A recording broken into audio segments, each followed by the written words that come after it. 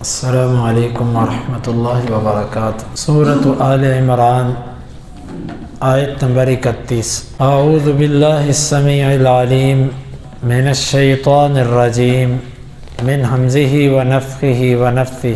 قل آپ کہہ دیجئے، ان اگر کنتم ہو تم تحبون محبت کرتے اللہ سے، فاتبعونی پس تم میری اتباع کرو، یحببکم محبت کرے گا تم سے اللہ، ویغفر لکم اور وہ مغفرت کرے گا تمہارے لیے، ذنوبکم تمہارے گناہوں کی، واللہ اور اللہ تعالی غفور معاف کرنے والا ہے، رحیم رحم کرنے والا ہے۔ قل ان کنتم تحبون اللہ فاتبعونی، آپ کہہ دیجئے اگر تم اللہ سے محبت کرتے ہو تو میری پیروی کرو، یحببکم اللہ تم سے محبت کرے گا، ویغفر لکم ذنوبکم اور وہ تمہارے گناہوں کو بخش دے گا، واللہ غفور الرحیم اللہ معاف کرنے والا رحم کرنے والا ہے۔ کچھ لوگوں نے یہ دعویٰ کیا تھا کہ وہ اللہ تعالیٰ سے محبت کرتے ہیں اور اللہ ان سے محبت کرتا ہے، جس طرح یہودی اور عیسائی کہتے تھے نحن ابناء اللہ و احباؤہ، ہم اللہ کے بیٹے بھی ہیں اور اللہ کے محبوب بھی ہیں، اللہ ہم سے محبت کرتا ہے، ہم اس سے محبت کرتے ہیں۔ ان کا یہ دعویٰ تھا۔ اللہ تعالیٰ نے ان کے دعوے کے اوپر اس آیت مبارکہ کو حاکم بنا کر بھیج دیا، یعنی جو بھی اللہ سے محبت کا دعوے دار ہے، اس آیت مبارکہ کو اللہ تعالیٰ نے قاضی بنا دیا کہ تم فیصلہ کرو اس کو اللہ سے محبت ہے کہ نہیں ہے۔ ایک بندہ اللہ سے محبت کا دعویٰ کرتا ہے اور وہ نبی کریم صلی اللہ علیہ وسلم کی اتباع نہیں کرتا۔ دیکھیں، اللہ تعالیٰ نے یہ نہیں کہا خالی کہ تم میرے سے محبت کرتے ہو تو میرے نبی سے محبت بھی کرو، کیونکہ وہ محبت جو اتباع کے بغیر ہوتی ہے وہ جھوٹی ہوتی ہے، اور جہاں پر اتباع ہوتی ہے وہاں پر محبت ہوتی ہے۔ لیکن بعض دفعہ محبت کا دعویٰ ہوتا ہے اور اتباع نہیں ہوتی۔ اب امت مسلمہ کو آپ دیکھیں، سب کی سب دعویٰ کرتی ہے اللہ کے نبی سے محبت کا، لیکن اتباع کتنوں میں ہے؟ پیروی کتنے کرتے ہیں؟ مٹھی بھر لوگ، اور دعویٰ محبت کا سب کے پاس ہے۔ اللہ تعالیٰ نے فرمایا کہ اگر تم اللہ سے محبت کرتے ہو تو تم میری پیروی کرو، یعنی محمد صلی اللہ علیہ وسلم کی پیروی کرو۔ اس سے معلوم ہوا کہ جو اللہ کے نبی صلی اللہ علیہ وسلم کو نہیں مانتا، آپ کی اتباع نہیں کرتا، اس کو اللہ کی محبت نفع نہیں دے گی، یا دوسرے لفظوں میں یوں کہہ لیجئے کہ وہ اللہ سے محبت کے دعوے میں جھوٹا ہے، کیونکہ اگر وہ دعوے میں سچا ہوتا تو جس اللہ سے محبت کا وہ دعویٰ کرتا ہے اسی اللہ نے محمد صلی اللہ علیہ وسلم کو نبی بنایا، تو وہ محمد رسول اللہ صلی اللہ علیہ وسلم کی پیروی بھی کرتا۔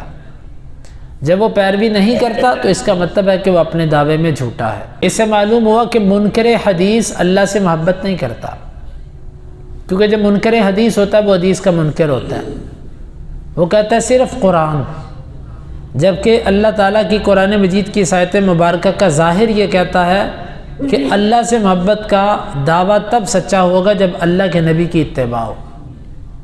اور یہاں سے وہ اصول بھی باطل ٹھہرا کہ جی اللہ کے نبی کی ان حدیث، ہر حدیث کو قرآن پر پیش کرو، جو حدیث قرآن کے مطابق ہو اسے لے لو، جو قرآن کے مطابق نہ ہو اسے ترک کر دو۔ یہ اصول اہل سنہ کا نہیں ہے، یہ رافضیوں کا اور دیگر لوگوں کا اصول ہے۔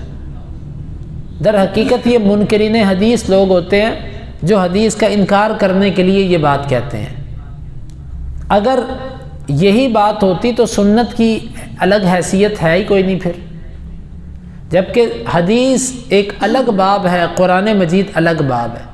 جو مسائل حدیث میں نہیں آئے قرآن میں آ گئے وہ بھی فرض اور وہ بھی حجت، اور جو مسائل حدیث میں آگے قرآن میں نہیں آئے وہ بھی حجت۔ ہم دونوں کو حجت سمجھتے ہیں اور دونوں اللہ تعالیٰ کی طرف سے ہیں، ہم اس میں فرق نہیں کرتے، دونوں ہمارے نزدیک لازم ہے، کسی ایک کا انکار بھی کفر ہے۔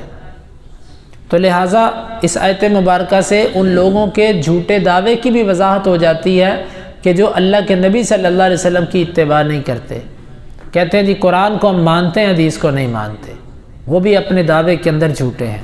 یحببکم اللہ، میری پیروی کرنے کے تمہیں دو فائدے ملیں گے۔ ایک کہ اللہ تم سے محبت شروع کر دے گا، جس طرح کے بعض علماء کہتے ہیں لیس الشأن ان تحب بل الشأن ان تحب، کمال یہ نہیں ہے کہ تو محبت کرے، بلکہ کمال یہ ہے کہ تیرے سے محبت کی جائے، یعنی اللہ تیرے سے محبت کرے، یہ کمال ہے۔ اور اللہ کی محبت نتیجہ ہوتی ہے اللہ سے محبت کرنے کا۔ اللہ کسی سے محبت تب کرتا ہے جب وہ اللہ سے محبت کرتا ہے۔ تو یہاں پر اسی چیز کی طرف اشارہ کہ میری اگر اتباع کرو گے، ایک فائدہ تمہیں یہ ملے گا کہ اللہ تم سے محبت کرنی شروع کر دے گا۔ اور پھر جس بندے کے اندر جتنی اتباع ہوتی ہے، اس کی اتباع کی بقدر اللہ کی اس سے محبت ہوتی ہے۔ اگر کوئی بندہ دیکھنا چاہتا ہے نا کہ اس کو اللہ سے کتنی محبت ہے اور اللہ کو اس سے کتنی محبت ہے، وہ دیکھ لے کہ اس کے اندر سنت کی پیروی کس حد تک ہے۔ ایک بندہ حدیث سنتا ہے داڑھی کے بارے میں، سن کے پھر انسنی کر دیتا ہے۔ ایک بندہ حدیث سنتا ہے شلوار ٹخنے سے اوپر رکھنے کے بارے میں، سن کے انسنی کر دیتا ہے۔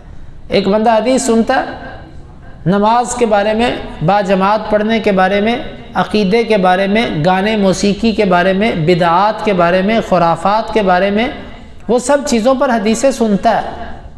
بے پردگی اور یہ اپنی جو شریعت نے عورتوں کو پردے کے احکامات دیے، وہ یہ سب سنتا ہے۔ پھر اس کے باوجود اپنی بیٹی، بہو اور بہن کے اوپر ان چیزوں کا کوئی اطلاق اور اجرا نہیں کرتا، سنی انسنی کر دیتا ہے، چپ کا چپ رہتا ہے۔ یہ بندہ اندازہ لگا لے کہ اس کو اللہ سے کتنی محبت ہے اور اللہ کو اس سے کتنی محبت ہے۔ لیکن اگر آپ کی کیفیت یہ ہے، آپ حریص ہیں نبی کی سنتوں کے، کہ جہاں پر اللہ کے نبی صلی اللہ علیہ وسلم کی سنت آئی آپ اس کے اوپر گر جاتے ہیں، بس بھئی اس کو عمل کیے بغیر میں نہیں چھوڑوں گا، آپ اس کو ترک نہیں کرتے، ڈھونڈ ڈھونڈ کے نبی کی سنتوں کو آپ عمل کرنے کے لیے لاتے ہیں کہ جو صحیح سند سے اللہ کے نبی کی سنت مل جائے میں اس پر عمل کروں۔ تو پھر اس کا مطلب ہے کہ اللہ بھی آپ سے محبت کرتا ہے۔ آپ کامل اتباع کرتے ہیں تو اللہ کی محبت بھی آپ کو کامل نصیب ہوگی، اور اگر آپ کی ٹوٹی پھوٹی کی نبی کی اتباع ہے تو اسی کی بقدر آپ کو محبت ملے گی۔ اکثر لوگ جو عمل خود نہیں کر رہے ہوتے وہ اس بحث میں پڑ جاتے ہیں کہ جی یہ فرض ہے،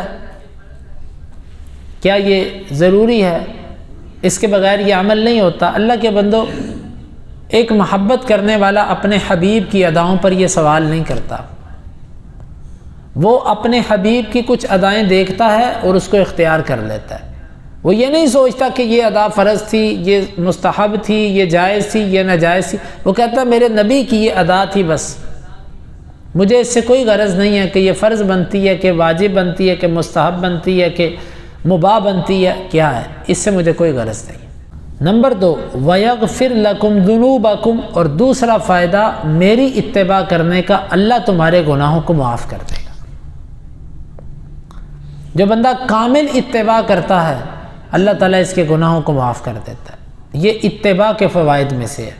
ویسے تو کوئی بھی نیکی کرنے سے اللہ تعالیٰ گناہوں کو معاف کرتا ہے، لیکن اللہ کے نبی صلی اللہ علیہ وسلم کی اتباع بھی گناہوں کی بخشش کا ذریعہ ہے۔ دو فائدے یہاں پر اتباع کے ذکر ہوئے، اللہ کی محبت ملے گی اور گناہ معاف ہو جائیں گے۔ واللہ غفور الرحیم، اور اللہ تعالیٰ معاف کرنے والا اور رحم کرنے والا ہے۔ اس آیت مبارکہ میں ہمارے لیے سبق یہ ہے، اللہ سے محبت تب ہوگی جب نبی کی پیروی ہوگی، اور نبی کی جہاں پر پیروی ہو وہاں پر پھر دو نعمتیں ملتی ہیں، اللہ بھی محبت کرتا ہے اور گناہ بھی معاف ہوتے ہیں۔ اللہ رب العالمین سے دعا ہے اللہ تعالیٰ اس آیت مبارکہ کو سمجھنے کی اور عمل کی توفیق عطا فرمائے۔